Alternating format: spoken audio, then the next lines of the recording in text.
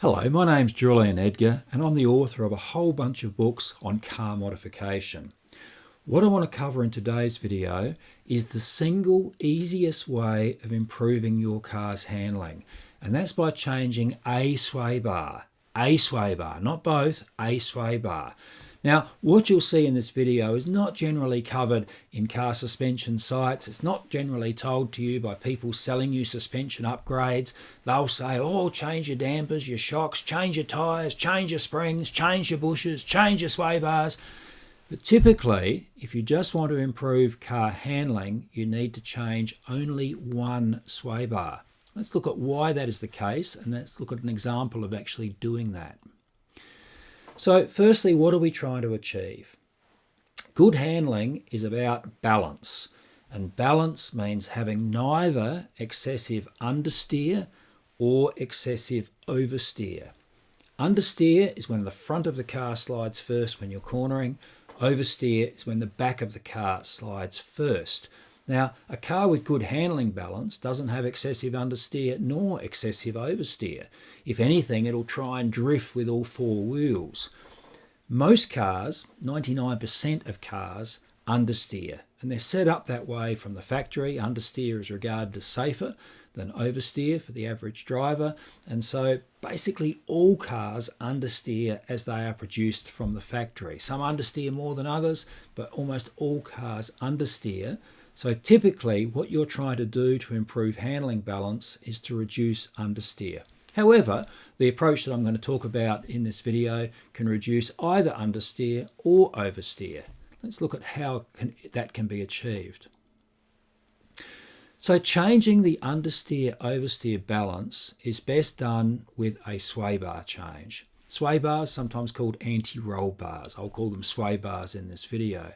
Now, if we look over here at the red bar, that's the sway bar, you can see it joins the wheel on one side to the wheel on the other side at the one end of the car. So a front sway bar joins the front wheels, a rear sway bar joins the rear wheels. Now have a look at the shape of the bar. You can see there's a straight section, which is really just a torsion bar. It twists and resists twists. And then you've got these cranked ends. So if the wheel here gets lifted up, it tries to lift the other wheel up.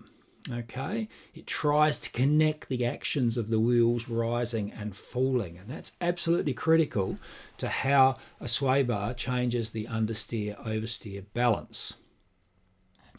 Next slide. So the main purpose of sway bars is not actually to control body roll. It was in the distant past, in the 1930s when sway bars were first fitted to cars. It was definitely to control body roll, but most cars of the last 10, 20, 30 years have very little body roll anyway.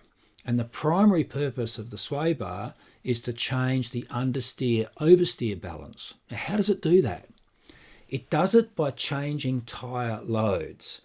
A tyre grips better when it's pushed down firmer. A tyre grips less well when it's lifted up. Now remember, a sway bar tries to lift the inner wheel when you're going around a corner.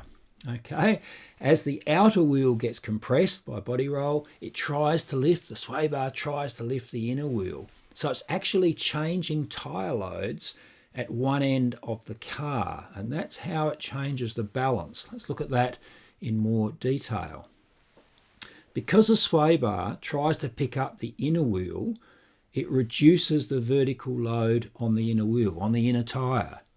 Now, you can say, well, hold on, but the outer wheel, that's getting more load on it, and that's true, but the amount you gain by the outer wheel being pushed down harder is more than offset by the fact that the inner wheel was being lifted by the sway bar. It doesn't get lifted right off the road, although it can if you've got a massively stiff sway bar, but it changes the actual amount of grip at that end of the car. And remember, because it's lifting the inner wheel, you're actually losing more grip than you're gaining from the outer wheel. Okay? It's very, very interesting. That's a critical point, and you just never see it. You never read it. It's never said, but that's actually what determines car handling to a large degree, the lateral weight transfer, the lifting and the pushing down.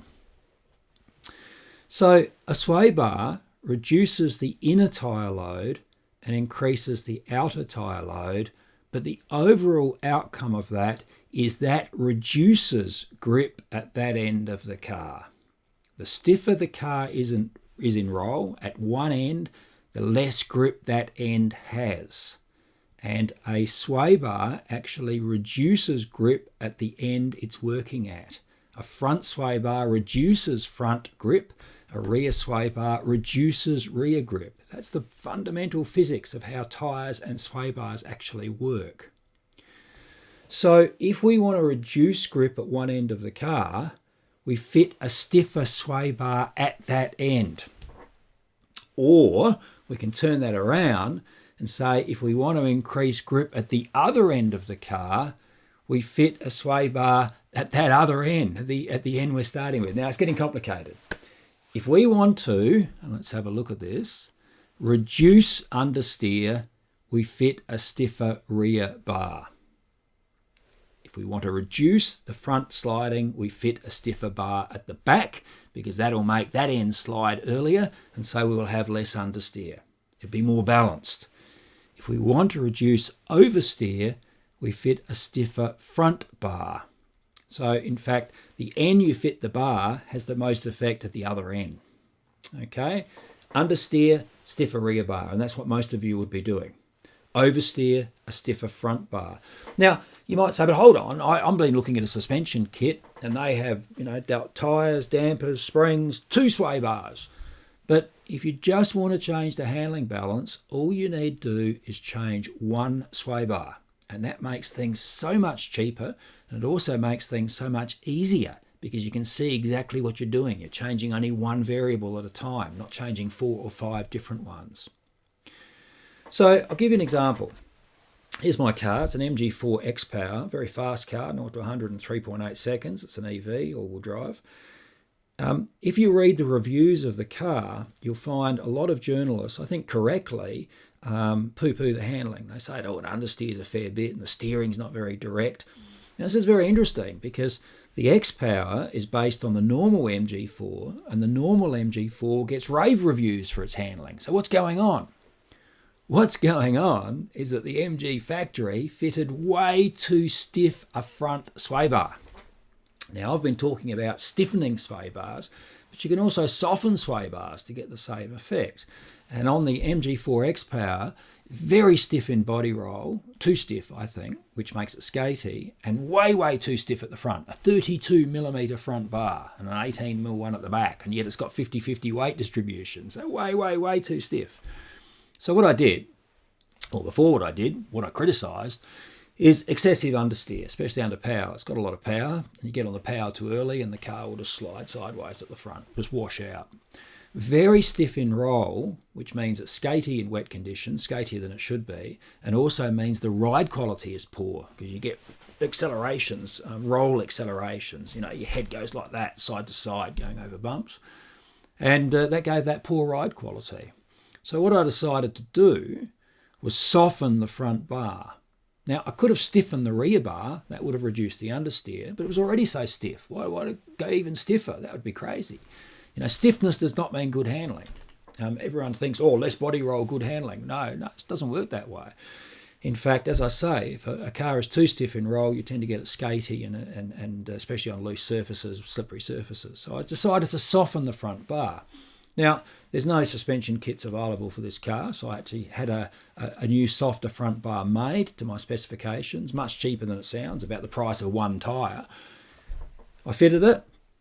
What's the result? The result is a stunning improvement. Firstly, there's less understeer, which is what you'd expect.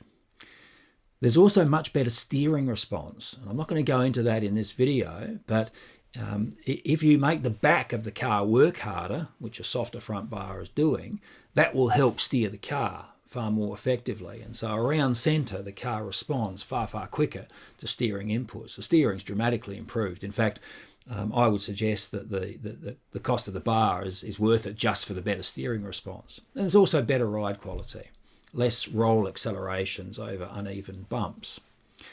All achieved by changing 1 sway bar. Now, in this case, I went softer. On most cars, you'd probably go firmer at the other end of the car. But in this case, I thought, no, it's already so stiff. Why would I go stiffer again? Changing a single sway bar, don't change both of them unless you're changing their stiffness ratio. And why bother? Just change one. Just change one to get the effect you want. Is cheap. It's the single cheapest car suspension modification you can make. And if you have sway bars available off the shelf for your car, so a stiffer rear typically, or maybe a stiffer front if you're worried about oversteer, it'll be the cheapest way of improving the suspension on your car, without a doubt. It's easy. Changing sway bars on most cars is very easy. Occasionally on some cars you have to drop a subframe, but on most cars they're designed to come in and out relatively easily. And it's very, very effective. You know how when you change things on a car, you sometimes think, can I even feel that? I've changed the dampers, the shock absorbers. I suppose it's a bit different. Changing a sway bar will make a radical difference. You can feel it instantly. Okay, so it's not one of these subtle, can I feel it or can I not feel it, like bushes. Changing bushes is often a bit subtle, but changing sway bars is dramatic. Changing a sway bar. It's very, very effective. But remember, the stiffer the end of the car is in roll, the earlier that end will slide. So if we have an understeering car, we fit a stiffer rear sway bar. If we have an oversteering car, we fit a stiffer front sway bar. You can read all about this in a lot more detail in my new book, which is due out later this year, a major book on suspension and vehicle dynamics. And I cover in detail the effect of sway bar changes. But for this video, all you need to know is it's the cheapest, easiest, and most effective way of changing handling balance on a car. Thank you.